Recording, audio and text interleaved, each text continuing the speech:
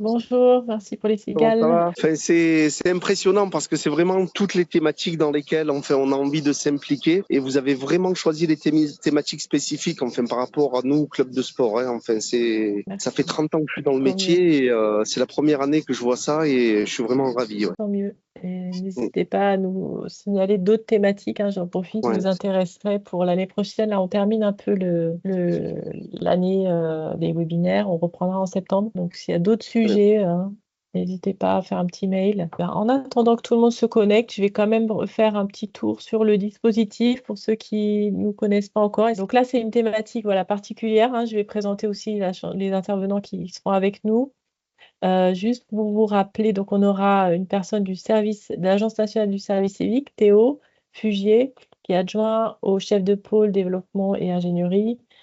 On aura sur l'alternance donc Sébastien Février, hein, de l'AFDAS, l'opérateur de formation pour le sport. Et on aura le témoignage de Laurence. Est-ce que Laurence est connectée? Lachaud, qui est président du Compiègne Hand Club, qui a accueilli dans son club justement des jeunes en stage, en service civique et en alternance.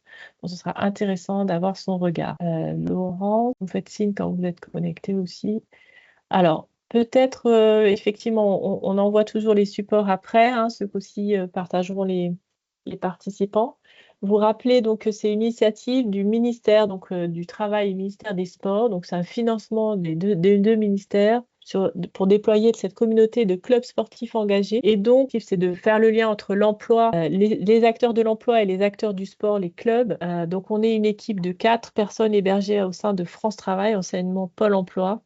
Et on s'appuie du coup sur tout le réseau de France Travail, c'est-à-dire il y a 900 agences aujourd'hui, mais aussi les missions locales, 450, qui ont un public par définition plus jeune, les Cap Emploi qui accueillent les personnes en situation de handicap.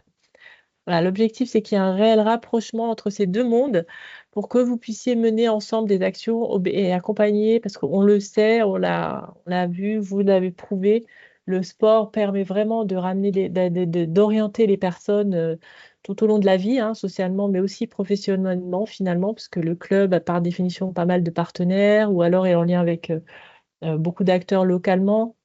Donc l'objectif, c'est d'initier ce rapprochement avec les acteurs de l'emploi. Donc c'est le métier, France Travail et missions locales et les maisons de quartier, voilà, pour que vous qui êtes en lien avec des jeunes, mais peut-être aussi des moins jeunes qui ont des besoins différents, mais en tout cas, de vous accompagner sur les besoins qu'ils peuvent avoir liés à l'insertion et à l'emploi. Donc, à la fois, vous mobilisez, vous, club sportif, pour que vous puissiez comprendre quelle est l'initiative, l'intérêt de rentrer dans cette communauté.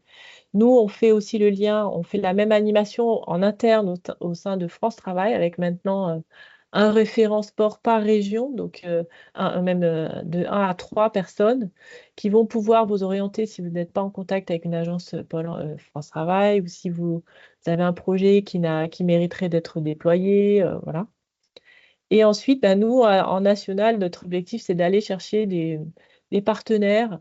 Là, on clôture le 28, donc demain, un appel à projet avec un premier partenaire privé qui a été la Caisse d'épargne. Donc voilà, avec dans cet objectif que chaque projet porté par les clubs soit vraiment trouve un financement aussi, hein, quand c'est pas l'agence France Travail qui peut financer peut-être directement. Et donc on a déjà 2 appels à projets, un PAC 2024 auquel France Travail a participé à hauteur de 3 millions d'euros cette année. Donc il y aura bien presque 500 clubs qui vont pouvoir mener des actions grâce au financement France Travail. Donc les annonces des lauréats sont en cours. Certains ont été déjà notifiés par l'Agence nationale du sport, hein, c'est Côté Sport qui annonce les lauréats. Cet appel à projet FNCE, donc Caisse d'épargne qui clôture demain. Donc c'est un peu tard peut-être pour vous en refaire la pub, mais on a aussi pas mal de clubs, 400 clubs à peu près on sait très bien. Et on ira chercher d'autres dispositifs. Tout est sur notre site internet, hein, qui s'affiche, des actions à mener. Les webinaires, là, comme je le disais, c'est un peu la fin, mais il y a tout en replay sur notre YouTube. Les actions types, hein, qu'on vous propose de mener, c'est déjà vous rapprocher de l'agence France Travail pour connaître quelle est l'offre de service de l'agence, quels sont les dispositifs à faire connaître à vos jeunes, le mentorat, tout ce qui existe aujourd'hui auquel les jeunes normalement doivent connaître, mais pas toujours. Comment vous pouvez créer des actions très concrètes hein, sur le thème avec une agence. Par exemple, on l'a vu avec le Stade vers l'emploi.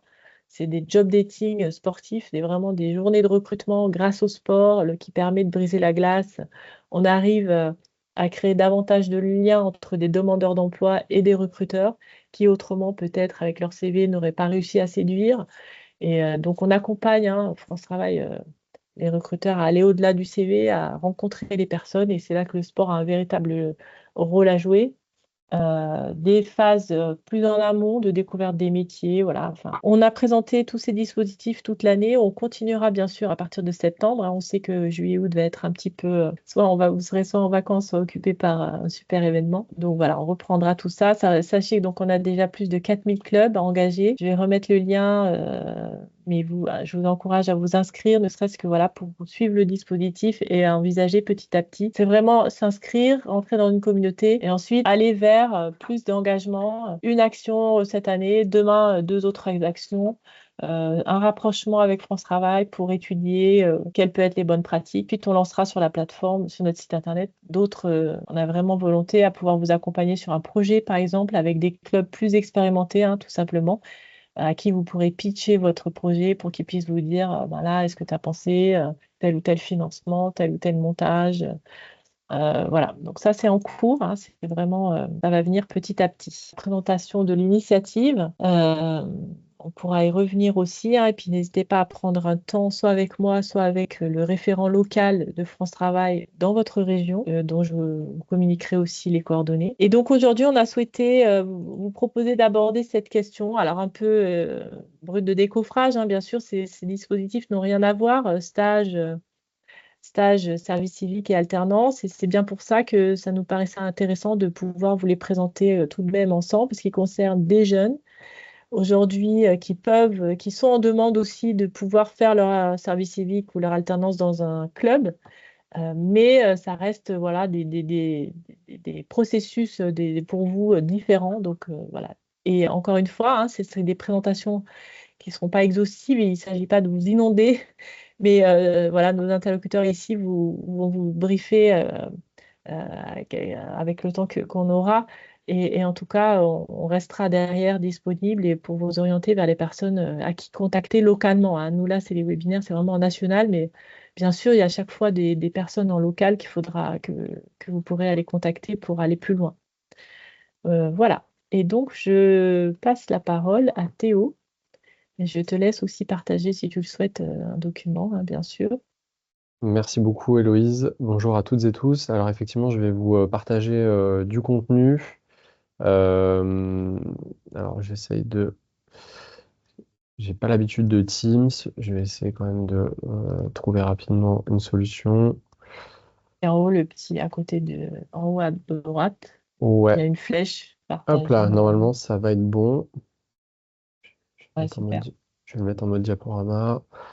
Bonjour à toutes et tous. Donc, ce sera une présentation du service civique à deux voix. Je suis accompagné aujourd'hui de mon collègue Antoine Poncet. Nous sommes tous les deux membres du Super. pôle développement et ingénierie de l'agence du service civique, donc l'agence nationale en fait qui est en charge du pilotage de cette politique publique à destination de la jeunesse. Bon, cela vous a été présenté par Héloïse en fait, hein. On va présenter les grandes lignes de ce qu'est le service civique, ses principes fondamentaux, ses différences évidemment avec un contrat d'alternance ou bien un stage. Et puis on rentrera un tout petit peu plus dans le vif du sujet en vous présentant le service civique dans le mouvement sportif, ce qu'il est possible de faire, ce qu'il n'est pas possible de faire, des exemples de missions. Et puis on prendra un temps, je crois, hein, de questions-réponses, bien sûr, pour répondre à vos interrogations. Je précise que le support que vous voyez vous sera bien sûr diffusé. Ça a été dit par Héloïse également. J'y vais. Alors, je vous présente les premières grandes lignes en fait, hein, de ce qu'est le service civique. C'est d'abord un engagement volontaire au service de l'intérêt général. Donc, on parle bien de dispositif d'engagement, c'est important. C'est un dispositif qui est ouvert aux jeunes de 16 à 25 ans, jusqu'à 30 ans pour les jeunes en situation de handicap. C'est un dispositif qui est indemnisé à hauteur de 620 euros par mois. On va voir sur les slides suivantes comment est composée en fait cette indemnité. Le service civique, et ça c'est un principe vraiment fondamental, est un dispositif qui est accessible sans condition de diplôme pour une durée de 6 à 12 mois. Alors c'est vrai qu'en moyenne, on encourage les clubs et puis voilà, les organismes qui font partie de notre écosystème à recruter des jeunes pour 8 mois. C'est en tout cas sur cette base que nous constituons nos budgets chaque année, puisque vous le verrez, l'indemnité est payée à 80% par l'État. Donc une durée de mission pardon, de 6 à 12 mois pour une durée de mission hebdomadaire de 24 à 35 heures. On encourage encore une fois là les membres de la mobilisation à proposer plutôt des missions autour de 24 heures, ce qui nous paraît plus compatible en fait avec les principes fondamentaux justement de ce dispositif d'engagement qui se différencie à bien des égards voilà, d'un emploi ou de contrat d'alternance. Mais cela dit, le Code du service national qui encadre cette politique publique permet d'aller jusqu'à 35 heures. Le service civique, c'est aussi un tuteur qui accompagne le volontaire tout au long de sa mission. Au cours de sa mission justement de tutorat, il doit avoir une vigilance sur le projet d'avenir. Et donc, c'est à ce sujet que voilà, on pourra, en tout cas que le tuteur pourra accompagner le jeune sur les désirs d'insertion du jeune qui l'accompagne.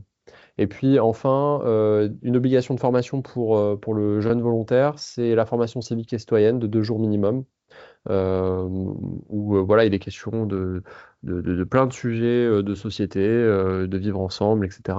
Des formations civiques et citoyennes qui peuvent être présentées sous différents angles. Donc on le verra peut-être tout à l'heure un peu plus en détail si ça vous intéresse. Et puis une formation au premier secours, la formation PSC1. Ce sont des formations qui sont prises en charge par ailleurs par l'agence du service civique. On demande simplement aux organismes d'avancer les frais. J'accélère un petit peu. Le service civique dont j'en ai parlé, c'est une politique de jeunesse, un dispositif de volontariat au service de l'intérêt général. On voulait surtout attirer votre attention sur ce que le service civique n'est pas. J'en ai dit un mot en introduction. Le service civique n'est pas un stage ni un emploi, évidemment. Le service civique n'est pas un dispositif d'insertion professionnelle, mais il y contribue. Et puis le service civique n'est pas non plus un dispositif de formation, mais encore une fois, la formation, ça peut être, si vous voulez, le prolongement d'une mission d'engagement. Donc, encore une fois, on a conscience que le service civique n'est pas isolé dans son coin, c'est aussi une passerelle intéressante, évidemment, pour s'insérer, pour avoir un rôle, évidemment, dans la vie active. Euh, Pardon, hop, j'enchaîne. Alors là, vous le verrez peut-être plus en détail lorsque vous recevrez le support. Mais évidemment, on a constitué cette slide pour que vous puissiez avoir une visibilité un peu plus précise des différences entre un dispositif d'engagement comme le service civique, d'un stage ou bien d'un contrat d'alternance. Vous le voyez déjà, le cadre légal, hein, qui évidemment qui n'est pas le même. C'est le Code du service national qui encadre le service civique quand on va parler plutôt du Code de l'éducation pour le stage ou du Code du travail pour un contrat d'apprentissage. Les objectifs, bon voilà, je vous les ai présentés tout à l'heure, et puis voilà, vous aurez tous les détails, notamment concernant les bénéficiaires, lorsque vous regarderez plus en détail. J'avance un petit peu. Qui peut accueillir des volontaires? Alors là, on parle d'éligibilité. Je ne vais pas rentrer trop dans le détail, mais ce qu'il faut que vous sachiez, en tant que club sportif, vous êtes éligible. Comment accueillir? Ça, c'est un autre sujet sur lequel nous vous demanderons d'être attentifs. Si vous souhaitez rejoindre la mobilisation, si vous souhaitez accueillir des volontaires en service civique, vous devrez, en fait, avant de demander un agrément, d'abord vous renseigner auprès de votre fédération si celle-ci dispose bien d'un agrément, puisque la fédération à l'échelon national peut porter un agrément pour l'ensemble des structures secondaires, ligues, districts et clubs. Donc voilà, il vous sera demandé, avant de faire la demande d'un agrément, de prendre la tâche d'abord de votre fédération. Il est possible que votre fédération ait un agrément pour elle et les ligues, pour elle et les ligues et les districts, mais pas forcément pour les clubs. Donc dans certains cas, vous serez amené à faire des demandes d'agrément à l'échelon local auprès d'un référent territorial. Mais voilà, les cas de figure peuvent varier en fonction de la discipline. Donc voilà, on vous demandera un peu d'attention et de vigilance en fait sur ce point. Alors sur cette slide, on parle également de mise à disposition. C'est ce qu'on appelle, nous, dans notre jargon, l'intermédiation. Ça, c'est une modalité d'accueil qui est un peu spécifique. Je vais peut-être pas m'appesantir tout de suite, mais voilà, c'est une possibilité pour des clubs, en tout cas pour les organismes non agréés, d'accueillir des jeunes également. Euh, je passe à la suite. Alors, vous présenter quelques chiffres hein, pour vous ayez une idée de ce que représente quand même cette politique publique. C'est en moyenne 150 000 jeunes par an. Vous le voyez hein, depuis déjà quelques années, depuis la montée en charge, disons entre 2018 et 2021, on est sur ce niveau-là. Donc ça représente un contingent de jeunes quand même important. Vous voyez sur également l'image de droite, quel est le profil moyen en fait hein, du volontaire en service civique. Donc en général c'est un volontaire de 21 ans qui est plutôt d'un niveau bac ou équivalent. Mais vous voyez la répartition est assez équilibrée entre le niveau bac plus 2, le niveau bac et le niveau CAP, BEP ou inférieur au bac. Également, on va, enfin, ce dispositif va concerner des jeunes vraiment d'horizons très divers. Vous voyez, hein, 30% d'étudiants, 35% de demandeurs d'emploi, 29% d'inactifs, mais également une petite part de salariés. Des volontaires qui sont également issus des quartiers prioritaires de la politique de la ville, vous voyez, à hauteur de 13,3%. Et puis, bien sûr, des volontaires en situation de handicap. Et une part qui est certes marginale, mais qui est non négligeable, c'est les volontaires qui réalisent des missions à l'international. Je vais passer rapidement sur le service civique à l'international, simplement vous dire que c'est une possibilité, que c'est un dispositif effectivement de droit français, mais qui permet d'envoyer des jeunes ponctuellement sur des missions à l'international auprès de partenaires étrangers. Voilà, donc ça représente à peu près 1700 jeunes par an. Donc sur tous les continents, hein, on est présent. Les 8 principes fondamentaux du service civique, là encore, bon, vous les voyez à l'écran, je ne vais pas les détailler pour chacun d'entre eux, mais j'en ai parlé tout à l'heure, c'est bien sûr un dispositif d'intérêt général au service de la citoyenneté qui doit permettre une certaine mixité. C'est un dispositif sans condition de diplôme, donc encore une fois, il y a un principe d'accessibilité à, à garantir. Le volontaire, et ça on va y revenir un petit peu plus en détail tout à l'heure, doit être en complémentarité en fait, d'une équipe salariée ou bénévole. C'est aussi un moyen de laisser de la place à l'initiative. Et puis, bien sûr, on a parlé, chaque volontaire est accompagné par un tuteur qui se doit d'avoir un accompagnement bienveillant. Et puis, ça, c'est la vigilance finalement pour laquelle on sera le plus attentif, c'est le respect du statut. On en a parlé également. Le service civique, alors vous pouvez le développer finalement sur, sur 10 domaines d'action. Vous les voyez à l'écran encore une fois. Peut-être que principalement c'est le sport qui va vous intéresser, mais en réalité les clubs peuvent également proposer des missions sur d'autres thématiques. Hein. C'est pas du tout exclu. On va le voir tout à l'heure avec Antoine. Mais donc vous le voyez, il y a tout un tas de thématiques, la solidarité, la santé, l'environnement, la culture et les loisirs, l'éducation pour tous, la citoyenneté européenne, etc. En termes de chiffrage, c'est d'abord l'éducation pour tous qui arrive en tête. On retrouve ensuite la solidarité et le sport arrive en troisième position avec 15,5% des volontaires en 2023 ayant réalisé une mission. L'indemnisation, j'en ai parlé également tout à l'heure. Alors vous le voyez, elle se compose d'abord d'une participation de l'État à hauteur de 505 euros. Il est demandé à l'organisme de prendre en charge la prestation de subsistance à hauteur de 115 euros, en réalité 114,85. Bon, on vous a épargné les centimes. Il y a également à prendre en compte potentiellement une majoration sous condition. Être au RSA, vivre avec ses parents au RSA ou avoir une bourse de l'enseignement supérieur. Donc cette indemnité peut aller de 620 à 735 euros par mois. L'accompagnement et le tutorat, alors ça c'est évidemment un pan très important hein, du service civique. Là on a choisi de vraiment aller à l'essentiel. Le volontaire est accompagné tout au long de sa mission. Mathieu, tu dégages d'ici, tu m'en... Ah. Alors, le volontaire est accompagné tout au long de sa mission, pour la bonne réalisation de sa mission, évidemment, et pour l'accompagnement au projet d'avenir, j'en ai parlé en introduction. L'après-service civique, c'est évidemment un sujet très important. Et pour cet accompagnement, l'État verse une aide de 100 € par mois par jeune au titre de ce tutorat pour l'ensemble des organismes d'accueil de droit associatif.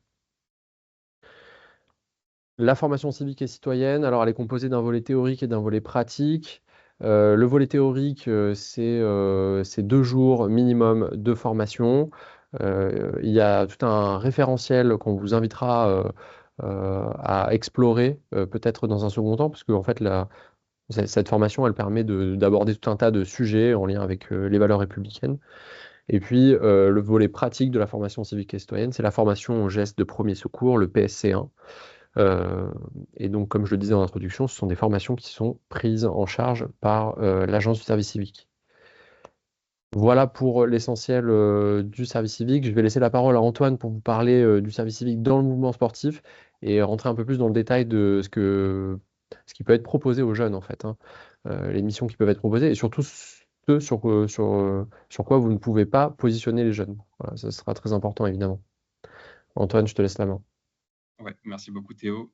Donc en effet, on va voir maintenant un petit peu plus en détail ce que le volontaire peut ou ne peut pas faire lors d'un contrat de service civique, les missions qu'on peut lui confier ou non. Comme a dit Théo, c'est différent des stages et des alternances, donc on va voir ça. On vous a aussi parlé du coup des différentes thématiques et domaines d'action qui peuvent être développés dans une mission de service civique. Donc évidemment, le sport, c'est ce qui va vous intéresser le plus. Maintenant, ce qui est intéressant avec ce dispositif et ce qui peut vous être utile, c'est d'utiliser le sport pour développer des missions au service d'autres thématiques. Ou en tout cas, voilà, d'utiliser le sport comme vecteur pour développer des projets, par exemple, en lien avec la solidarité et l'inclusion, avec l'éducation pour tous, pour développer des projets en lien avec la sport santé. Donc, notamment, ça peut être de développer la pratique chez des personnes éloignées qu'on appelle éloignées de la pratique, donc par exemple les personnes en situation de handicap ou les personnes qui vivent en quartier prioritaire de la ville ou en zone de revitalisation rurale. Ça peut être évidemment de développer des projets en lien avec l'environnement et la transition écologique, ou également pour la lutte contre toute forme de violence ou de discrimination, ou encore de la citoyenneté. Donc voilà, en fait, les 10 thématiques et domaines d'action qu'on vous a présentés peuvent être déclinés dans le domaine du sport. Ça, voilà, je pense qu'on n'a pas besoin de vous convaincre de l'utilité du sport au service de toutes ces thématiques. Et donc, c'est ça qui peut être intéressant pour vous, je pense, de pouvoir développer le service civique dans vos clubs. C'est d'avoir quelqu'un qui peut s'occuper justement de tout ça et de développer ces thématiques qui ne sont pas, auxquelles vous n'avez pas forcément beaucoup de ressources pour le faire. Voilà, donc maintenant, merci Théo, on va pouvoir voir ce qu'un volontaire peut faire. Donc, comme je vous ai dit, ça peut être de participer à des actions d'éducation par le sport, donc de promouvoir l'esprit olympique, les valeurs civiques et citoyennes, donc toujours dans le prisme de la pratique sportive. Donc, ça peut être, par exemple, plus concrètement, d'organiser des événements, de faire de la sensibilisation, ou même d'aller chercher des acteurs partenaires pour mener des actions auprès de différents publics que vous pouvez cibler. Donc voilà, donc je ne vais pas tout lire exhaustivement. On vous transmettra évidemment après donc la présentation et notamment le référentiel de mission dans lequel vous pouvez retrouver plein d'exemples et d'actions concrètes que peuvent faire un volontaire. Donc, je vous inviterai à bien lire ça si ça vous intéresse.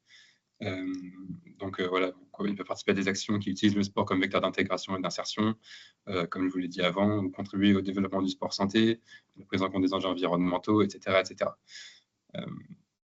Maintenant, on va voir ce qu'un volontaire ne peut pas faire. Et c'est assez important, comme le dit Théo, on différencie bien le service civique des autres dispositifs ou des autres contrats que peuvent être le stage ou l'alternance. Et ça se rapproche c'est lié aussi à un principe fondamental qui est que recruter un jeune au service civique, il faut se baser uniquement sur la motivation du jeune sans condition de diplôme. Et donc, par exemple, assurer l'encadrement d'une pratique sportive ou la surveillance d'un entraînement, par exemple, dans le cadre d'un club sportif, ce n'est pas possible parce que ça demande une certaine qualification et des compétences spécifiques. Pareil pour le fait d'exercer des tâches administratives ou logistiques, notamment des conceptions d'outils de communication, l'animation des réseaux sociaux, d'être secrétaire, entre guillemets, ou chargé de communication. Ce n'est pas l'idée du service civique. Donc, on met bien l'accent là-dessus, que c'est pour développer des projets qui sont en complémentarité de ce que font déjà vos salariés ou vos bénévoles, mais qui ne sont pas là pour les remplacer. Donc, voilà, point d'attention, les volontaires ne peuvent en aucun cas assurer l'encadrement d'une pratique sportive en autonomie. Ça, c'est très important. Et donc, ils ne peuvent donc pas exercer des missions liées à la gestion des locaux, l'entretien des installations, l'arbitrage, la gestion des fichiers, etc. etc. En fait, c'est des actions qui relèvent de professions encadrées. Donc, si vous avez des questions, bien sûr, on y répondra ensuite. Et donc, comme je vous l'ai dit, on vous transmettra le référentiel de mission. Vous aurez bien plus de détails sur des exemples concrets de missions.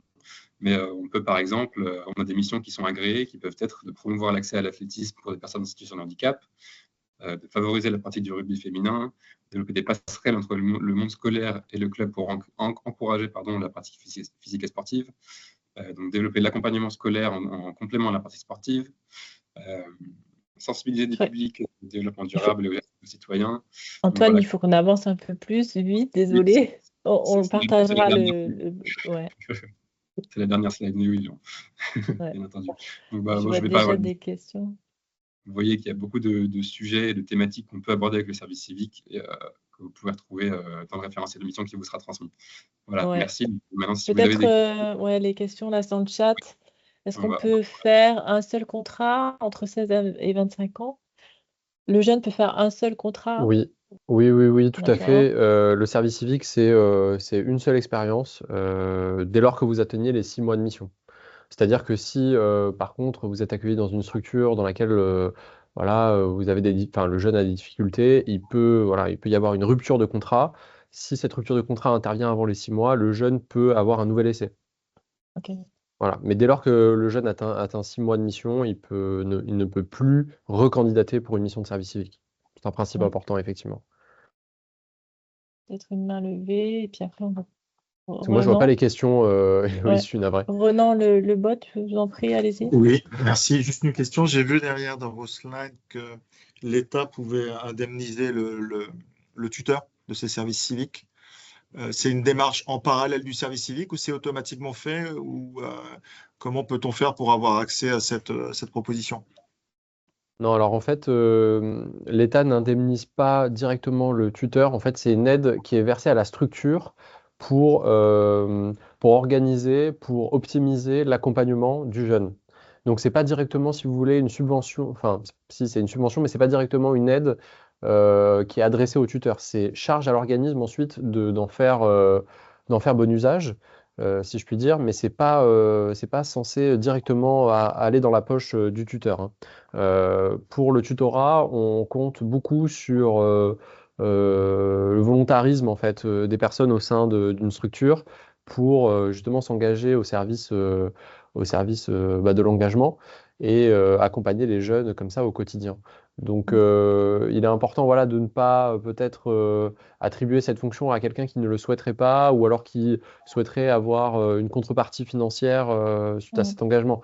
Là, on essaye vraiment plutôt d'encourager les membres d'une organisation à se mobiliser plutôt volontairement, quoi. Merci. Valérie Doré,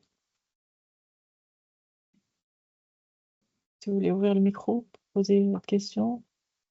Vous entendez? Oui, vous m'entendez? Voilà. Oui, bonjour, pardon. Ouais, pour moi, ce qui n'est pas très clair, c'est quelles sont les missions qu'ils peuvent assurer, parce que quand je lis promouvoir, je ne sais pas ce que ça veut dire, quoi. Donc, parce que ils ne peuvent pas gérer des fichiers. Je vois ce qu'ils ne peuvent pas faire, mais je ne vois pas ce qu'ils peuvent faire, en fait. Alors, en fait, il y a un principe assez clair qu'on s'impose à tous et qu'on impose aux organismes qui sont agréés, qui sont membres de cette mobilisation, c'est que les volontaires soient au contact d'un public bénéficiaire. Ça, c'est très important. Donc, c'est ce qui déjà écarte de fait l'ensemble des missions qui sont relatives à de la communication, à la gestion de réseaux sociaux, à l'exploitation de fichiers, de contacts, toutes ces choses-là, finalement, à l'entretien de locaux, etc. Après, sur l'encadrement sportif, là, on veut être très vigilant parce qu'on sait que le service civique, ça peut être un moyen de dévoiement, ça peut être un moyen de contourner en fait certaines difficultés. Et donc, le service civique ne doit pas être un pansement en fait à ces difficultés RH. Le volontaire qui est accueilli, il doit être positionné sur des missions qui sont non essentielles, qui sont des activités qui ne sont pas des activités du fonctionnement courant. Voilà, ça c'est important. Et c'est pour ça que les volontaires doivent être positionnés sur tout un tas de sujets qu'on a balayés un peu rapidement, hein. Mais c'est le développement des pratiques, par exemple, pour les personnes en situation de handicap. C'est la lutte contre les discriminations dans le sport. C'est la promotion d'éco-gestes. En tout cas, quelle est la place de l'environnement, voilà, au sein du mouvement sportif. Euh, c'est toutes ces choses-là. C'est le sport santé également. Et donc, par des actions de promotion, on entend participation à des ateliers, participation à des conférences, organisation de temps d'échange avec les bénéficiaires du club. Voilà. Mais après, le volontaire n'est jamais mis en responsabilité directe. Il est tout le temps en support, en soutien, en appui de personnes encadrantes et donc de l'équipe salariée ou bénévole. D'accord, Ok. merci. Emma Fournier? Oui, je voulais demander en tant que club sportif, on dépend de fédération, donc il est possible d'avoir des services civiques mis à disposition par les ligues ou la fédé, mais on peut aussi demander l'agrément. Sauf qu'on m'a mis un Oui. frein sur la demande d'agrément parce que c'était des démarches compliquées. Je voulais savoir exactement quel était le mieux et si c'est vraiment difficile d'avoir cet agrément. Quel Non, engagement. alors. Ah, pardon, excusez-moi. Non, effectivement, c'est pas une difficulté. Disons que c'est une démarche administrative comme n'importe quelle autre, hein. On vous demande de développer un tout petit peu le projet d'accueil, de décrire quel serait l'accompagnement qui serait proposé aux jeunes, de présenter aussi un budget équilibré. Voilà, toutes ces choses-là qui sont finalement assez traditionnelles, hein, pour se voir attribuer un agrément. Maintenant, ce que je disais dans ma présentation, et je suis peut-être passé un peu vite, c'est qu'avant de faire cette demande d'agrément, donc à l'échelon plutôt local, hein, parce qu'un club a un rayonnement local, donc de ce fait, si vous faites une demande d'agrément, vous la ferez auprès d'un service déconcentré de l'État. Donc si votre club, enfin, l'influence du club s'étend au-delà du département, vous irez en Dragès, donc à l'échelon régional, sinon ce sera le SDGES à l'échelon départemental. Mais ce que je disais tout à l'heure dans la présentation, c'est que si vous êtes un club qui dépend d'une fédération qui dispose déjà d'un agrément, il faut absolument prendre la tâche de la fédération parce que votre club sera peut-être, enfin pourra nécessairement disposer de l'agrément national qui a été attribué à la fédération. Parce qu'en fait, les Ok. agréments peuvent être individuels, mais peuvent être également collectifs. On n'est pas D'accord. rentré dans le détail là et on n'est pas rentré dans ce Mm. niveau de technicité, mais à partir du moment où la fédération a un agrément collectif, elle peut en faire bénéficier les clubs. Voilà. Ok. Je vois qu'il y a beaucoup de questions. Je suis désolée, il faudrait qu'on avance quand même sur les présentations. Ouais, Je je vais pense faire qu'ils des réponses resteront, plus courtes. ils seront disponibles aussi pour vous répondre ensuite individuellement ou vous orienterez. Je voudrais qu'on avance. On passer la parole, s'il vous plaît, sur l'alternance à donc Sébastien Février et puis on reprendra bien sûr le temps de questions après. Merci. Alors, est-ce que tout le monde voit bien mon support? Oui. Super. Bonjour à toutes et à tous et merci Héloïse de m'avoir invité à participer à ce webinaire. Donc ma mission, si vous l'acceptez, dans le peu de temps qui m'est imparti, c'est de vous présenter les dispositifs de recrutement en alternance qui sont aussi, j'ai choisi le titre pas par hasard, des dispositifs qui vont permettre de structurer et d'accompagner le développement de votre club et d'investir dans l'avenir. Pourquoi est-ce que c'est moi qui vous présente les dispositifs d'alternance aujourd'hui? C'est parce que je travaille pour l'AFDAS au sein de la direction du développement et des réseaux, c'est-à-dire la direction des équipes qui sont en contact avec vous sur le terrain pour vous accompagner sur les questions d'alternance. Et pourquoi l'AFDAS? Parce qu'on est votre opérateur de compétences, c'est-à-dire l'opérateur de compétences de la branche du sport. On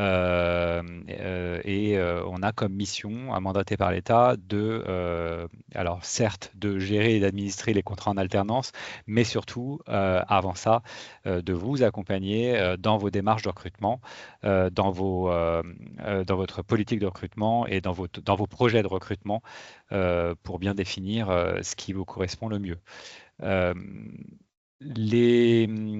peu à l'instar de ce qu'ont fait mes collègues sur le service civique, qu'est-ce qu'est l'alternance, qu'est-ce que ce n'est pas. D'ailleurs, l'alternance, ce n'est pas que pour les jeunes, ça il faut le savoir. On peut, il y a deux types de contrats, le contrat de professionnalisation et le contrat en apprentissage, recruter des personnes demandeurs d'emploi qui ont plus de 26 ans. On n'est pas que sur des diplômes, on peut, encore une fois, les contrats de professionnalisation, mettre en place des parcours de formation sur mesure qui sont adaptés à vos besoins de recrutement. C'est pas que des bas niveaux de qualification, pas que de septembre à juin, comme on a souvent en tête, et c'est pas forcément limité dans les structures. On verra que malgré tout, il y a des contraintes en termes de taux d'encadrement, puisque dans l'alternance, à l'instar des services civiques qui vous ont été présentés, il y a un gros enjeu de tutorat. C'est un principe important. C'est possible pour les TPE ou l'embauche d'un premier salarié. On sait que beaucoup de clubs sportifs sont gérés, administrés, pilotés par des bénévoles. Le contrat en alternance, c'est possible. Ça peut être votre premier salarié. Ça peut correspondre à des activités qui sont marquées par la saisonnalité. Ça peut être le cas pour les clubs sportifs. C'est pour tous les niveaux de formation. Sur des formations métiers, dans la branche du sport ou des fonctions support, pardon. Dans la branche du sport, on a plus de 22 000 contrats qui sont signés tous les ans. Très, très majoritairement des contrats d'apprentissage. On verra la différence tout à l'heure entre contrat de professionnalisation et contrat d'apprentissage. Et très majoritairement sur des métiers qui visent l'encadrement sportif. Donc avec des certifications professionnelles à l'intérieur du contrat en alternance qui vont être les brevets professionnels de la jeunesse et des sports ou les diplômes d'État de la jeunesse, de la jeunesse et des sports. Mais on peut aussi, et c'est le cas dans la branche, dans la pratique, dans le concret, recruter sur des fonctions support qui vont être, par exemple, sur les métiers du commerce, du développement commercial du club, sur des fonctions de responsabilité administrative ou de secrétaire, comme on l'évoquait tout à l'heure sur le service civique. Ça, c'est possible sur l'alternance, ou sur des titres de responsable de TPE-PME, par exemple, pour la structuration et le développement de votre club.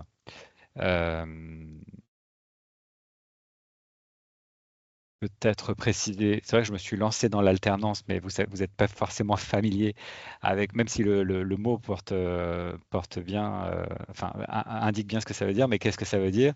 L'alternance, c'est un contrat en fait de travail. Ça a été précisé par mes collègues du service civique. Donc ça, c'est très important. C'est ce qui est différenciant par rapport au service civique. Donc on relève du code du travail, vous allez engager votre responsabilité d'employeur avec une personne et encadrée dans le cadre d'un contrat de travail. Donc il y en a deux types, on les verra tout à l'heure. Mais qu'est-ce que ça veut dire alternance? Ça veut dire que vous avez alterné, le bénéficiaire va alterner de la formation théorique en centre de formation avec de la formation pratique au sein de votre club. C'est pour ça qu'on parle d'alternance, c'est-à-dire qu'il va y avoir des allers-retours entre formation théorique et formation pratique. Et dans les deux cas, la plupart des cas, l'idée c'est de viser l'obtention d'une certification professionnelle. Et encore une fois, pour votre club, c'est l'objet de la diapo ici, il peut y avoir un enjeu d'accompagnement et développement de la structuration de votre structure. L'alternance, vous en avez certainement entendu parler, notamment de l'apprentissage. C'est un contrat de travail, certes, engageant, certes, avec des contraintes et des obligations, on verra tout à l'heure, mais c'est aussi une opportunité parce que le financement de la formation théorique que j'ai évoqué dans le principe de l'alternance va être pris en charge par l'opérateur de compétences, par l'AFDAS en l'occurrence. Donc ça, c'est quelque chose qui ne sera pas une charge pour votre structure. Comme dans le service civique, il y a un fort enjeu de tutorat. Pour exercer cette fonction de tutorat qui peut être exercée par un salarié de l'entreprise ou par les bénévoles dirigeants, c'est-à-dire le président ou le vice-président, s'ils ont, enfin le président forcément, mais le vice-président, s'il a la, la reconnaissance de la responsabilité d'employeur, je vais y arriver. Et ça, il y a des prises en charge de la formation pour exercer cette fonction. Ça ne s'invente pas d'être tuteur d'un alternant. L'AFDAS prend en charge la formation. Il y a aussi une aide à la fonction tutorale qui est versée, c'est-à-dire que c'est comme ce qu'expliquaient tout à l'heure les collègues du service civique, c'est le même principe, une aide qui est versée par l'OCO, qui représente 100 € par mois sur 10 mois, à l'employeur, au club sportif en l'occurrence, pour pouvoir accompagner cette fonction du tutorat. Et puis, ça c'est très important et c'est beaucoup communiqué dans tous les médias et c'est important que vous le compreniez, c'est qu'il y a une aide au recrutement sur le contrat d'apprentissage uniquement qui fait un maximum de 6 000 € pour la première année de contrat d'apprentissage. Donc c'est une aide qui va venir vraiment vous aider sur la prise en charge de la rémunération de l'apprenti. Alors cette aide n'existe plus sur le contrat de professionnalisation,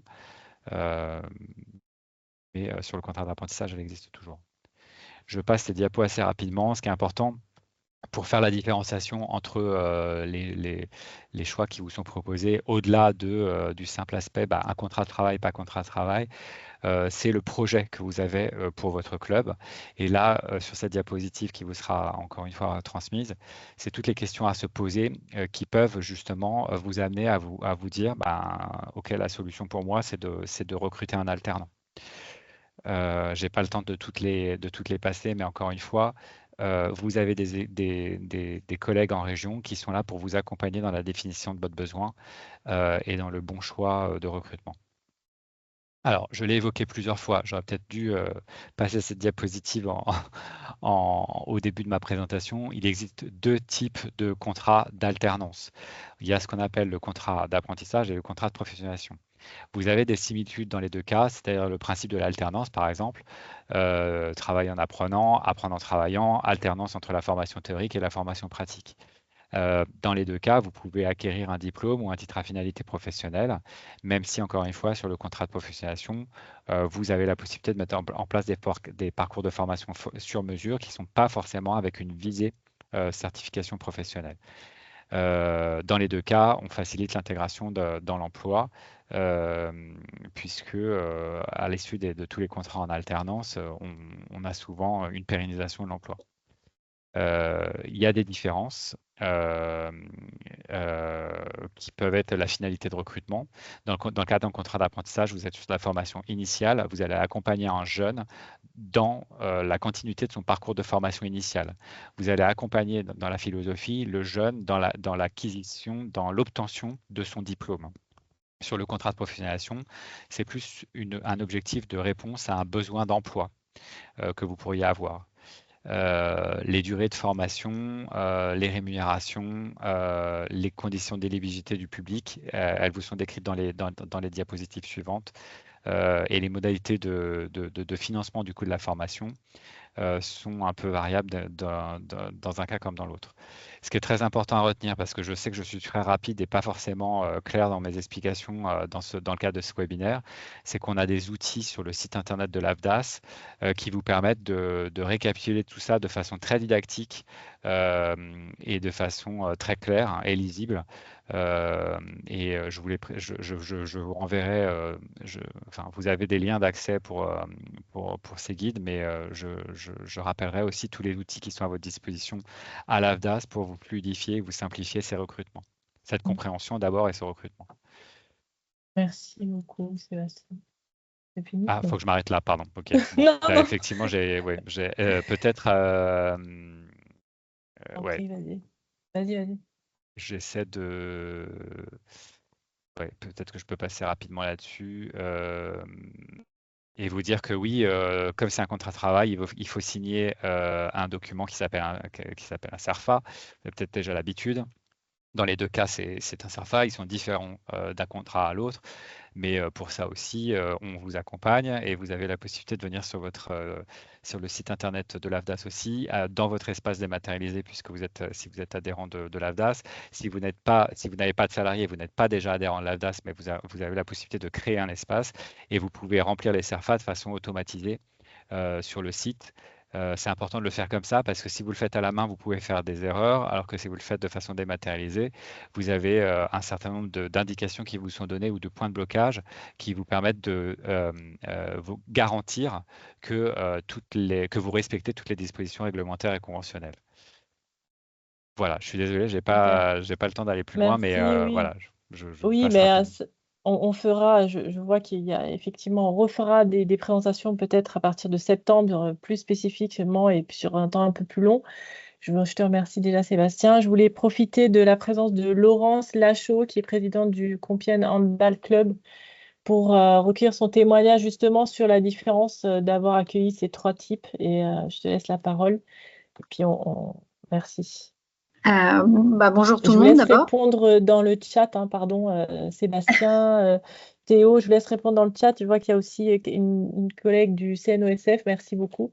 Voilà, à toi, Laurence, pardon. Bonjour tout le monde d'abord.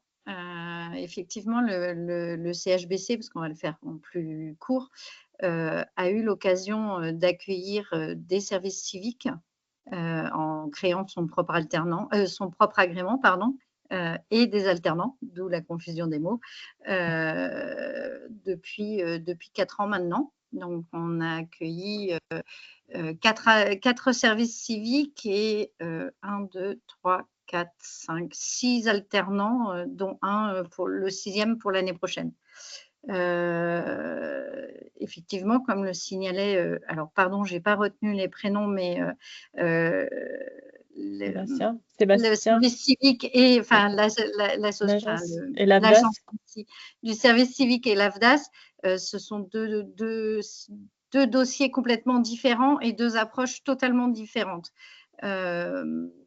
L'alternant, il est clairement dans un esprit de professionnalisation, de trouver une carrière. Le volontaire est plus dans une phase de réflexion pour pour une évolution potentielle dans une carrière. J'allais dire observation, mais vu qu'on a les stages de 3e et de seconde, c'est vraiment pas la même chose. Mais voilà, découvrir aussi un monde à travers le service civique et à travers des missions qui ne sont pas effectivement des missions propres aux associations sportives. C'est plus sur des projets transversaux en général que nous, on les a greffés, ou en tout cas une action en parallèle de projets sportifs. Voilà.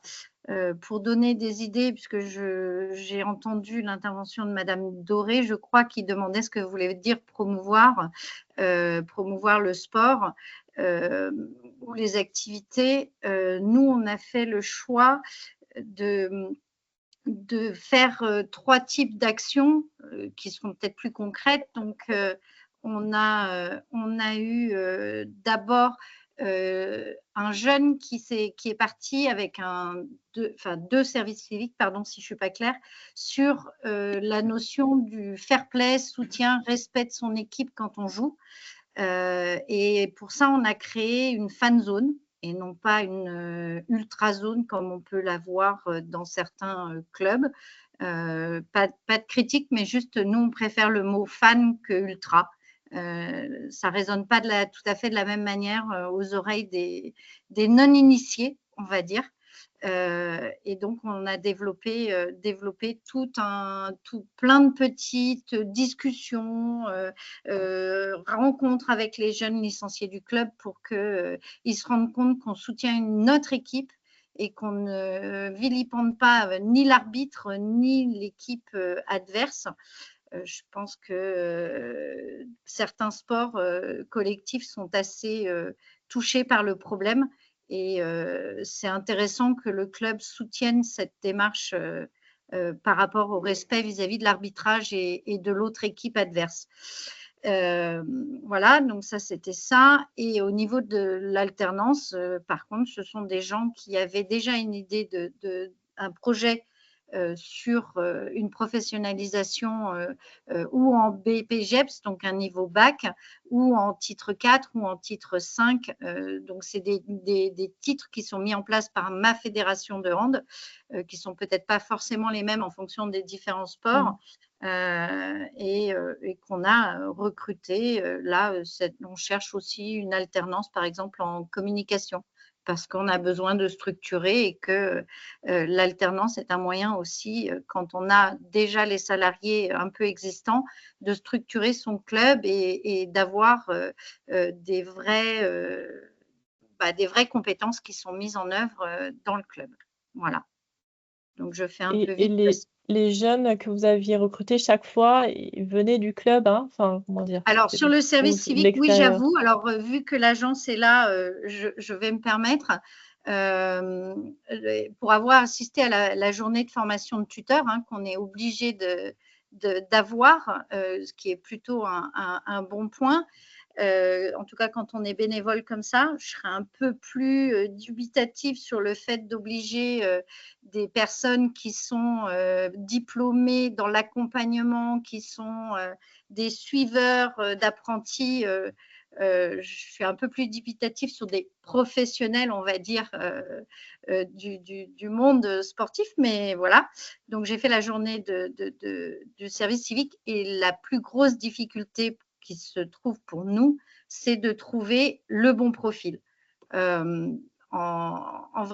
je pense que je suis tombée sur une caricature, mais j'ai quand même eu dans un profil quelqu'un qui met un CV, entre guillemets, hein, en point fort, c'était sa fainéantise. Je vous confirme, il n'est pas resté, il a eu une très rapide réponse négative. Parce que voilà, et c'est vrai que c'était le point principal qui est ressorti, c'est pas la complexité de trouver des projets, parce que finalement on peut en trouver assez facilement, qui collent hein, au niveau des agréments et des conditions demandées, mais plus le profil, on a un peu l'impression que il n'y a pas forcément de filtre et que si les missions locales ou autres pouvait peut-être, enfin, je sais pas, il y a quelque chose à développer. Je ne parle pas des réponses où je n'ai pas eu de lettre de motivation.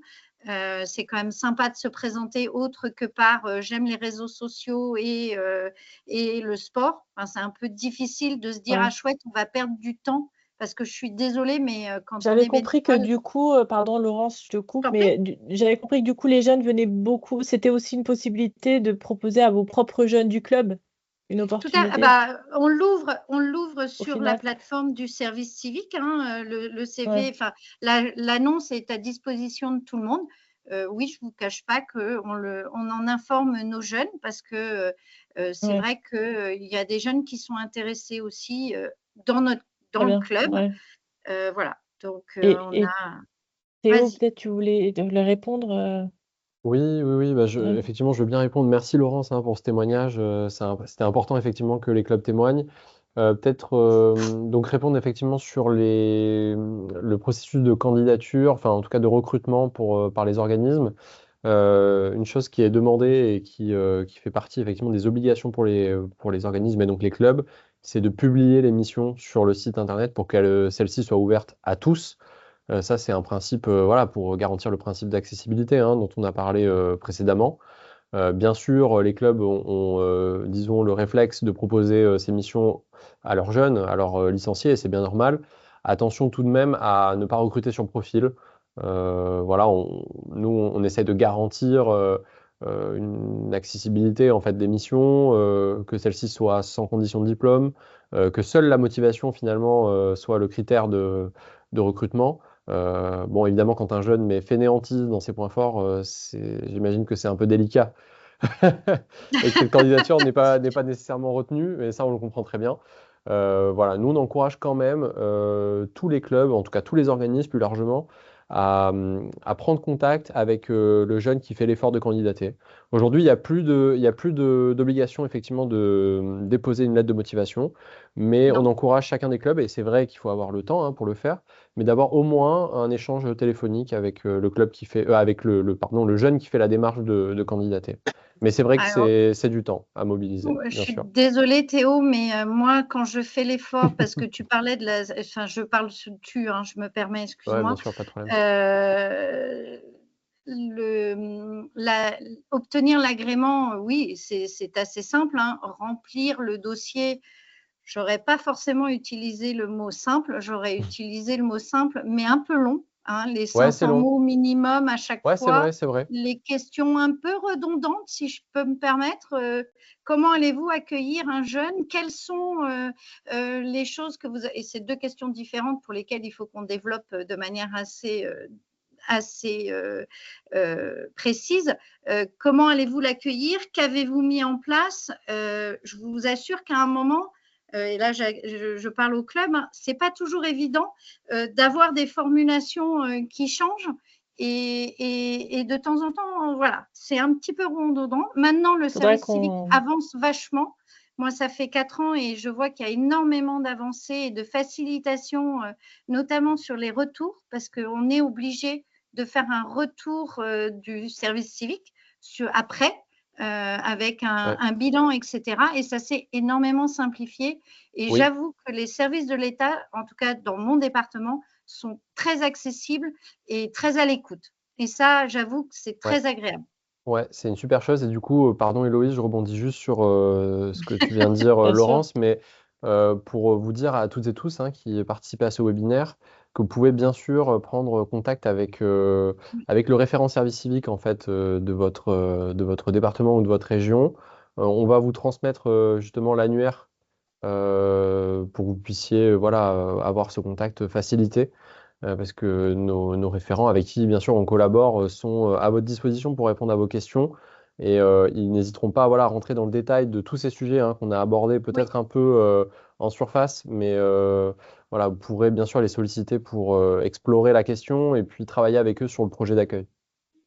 Et le compliment vaut pour l'AFDAS aussi, en tout cas sur les Hauts-de-France. Je n'ai pas essayé les autres, mais pareil, une véritable accessibilité et beaucoup d'aide, sachant que je suis mère au foyer, hein, donc je n'ai aucune compétence particulière pour me lancer dans l'embauche ou dans les services civiques. On y arrive.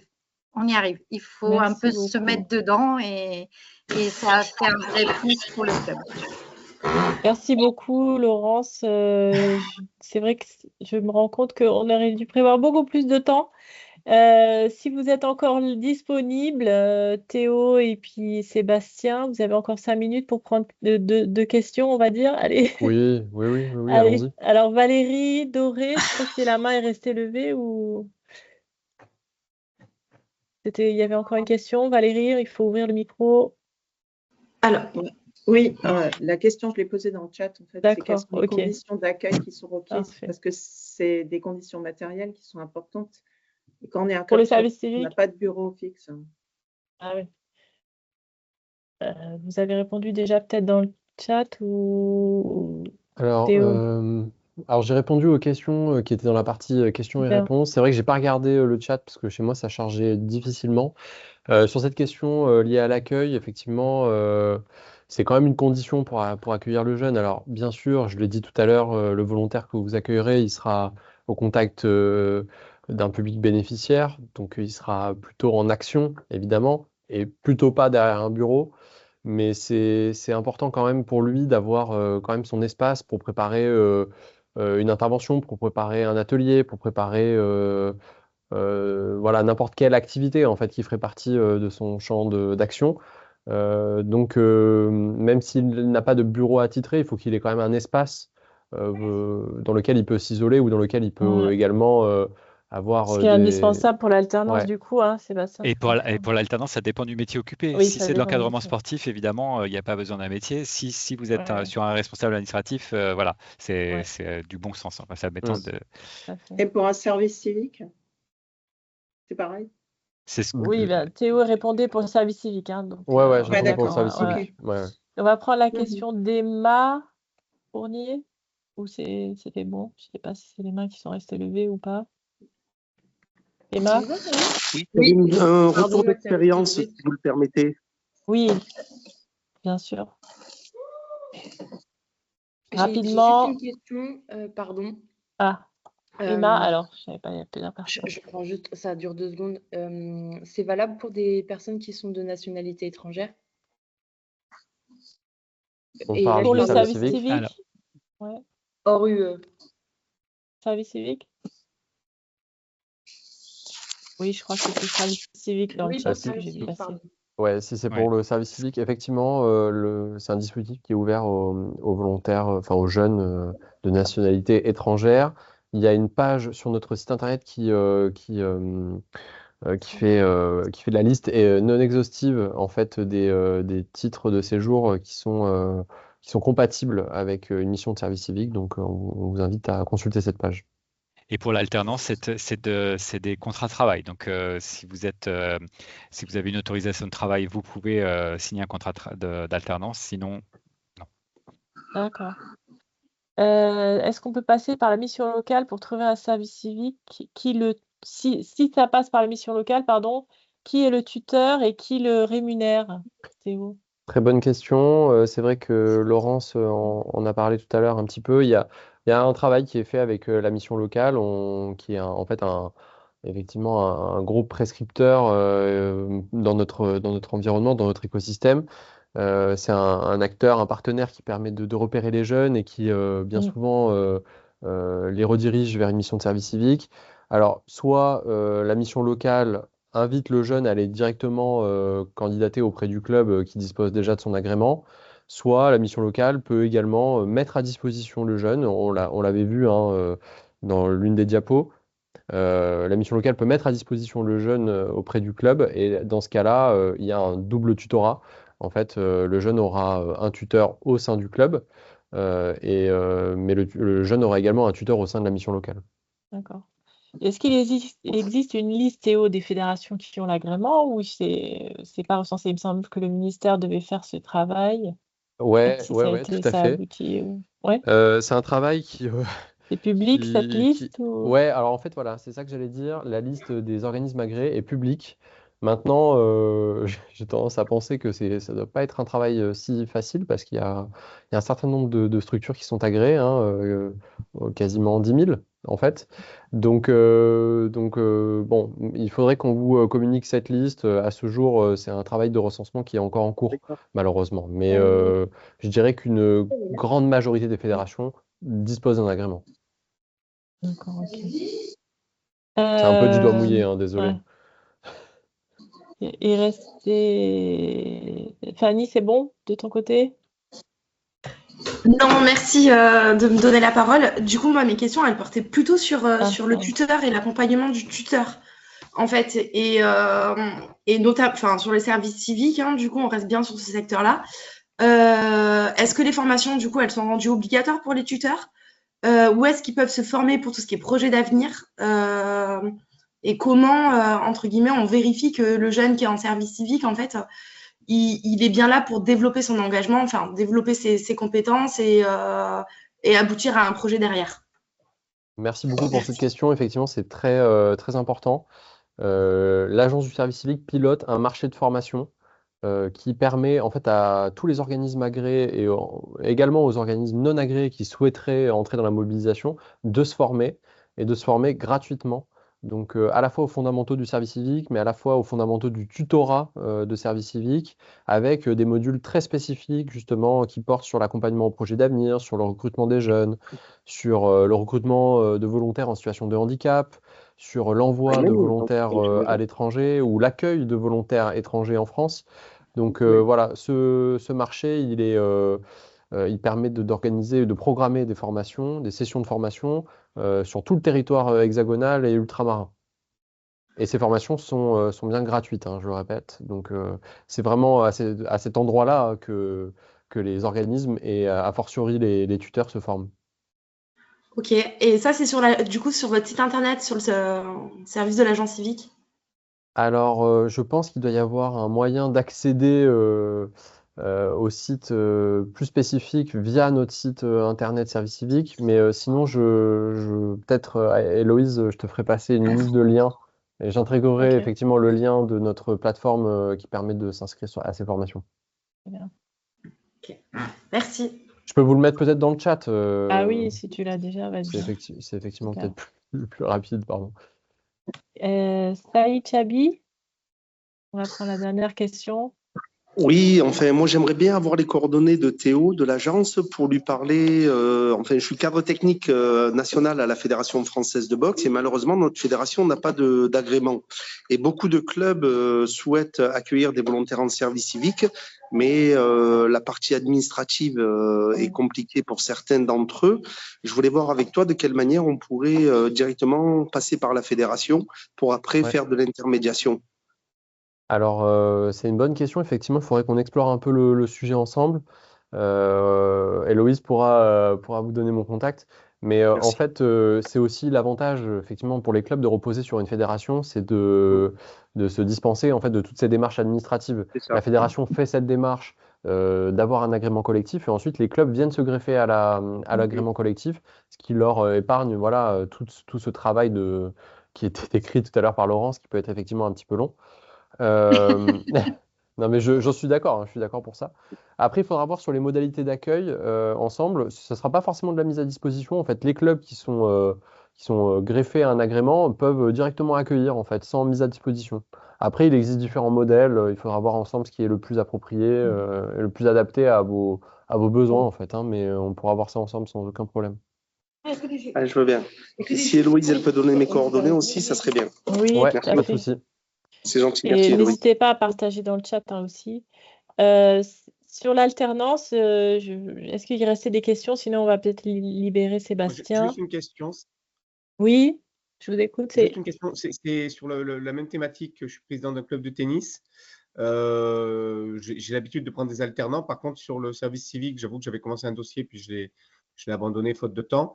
Mais je n'ai pas réussi à voir si la Fédération française de tennis était bénéficiée d'un agrément ou pas. Oui, Et ma question, comment on fait pour avoir ces informations-là? Parce qu'en fait, je n'arrive pas à avoir l'info.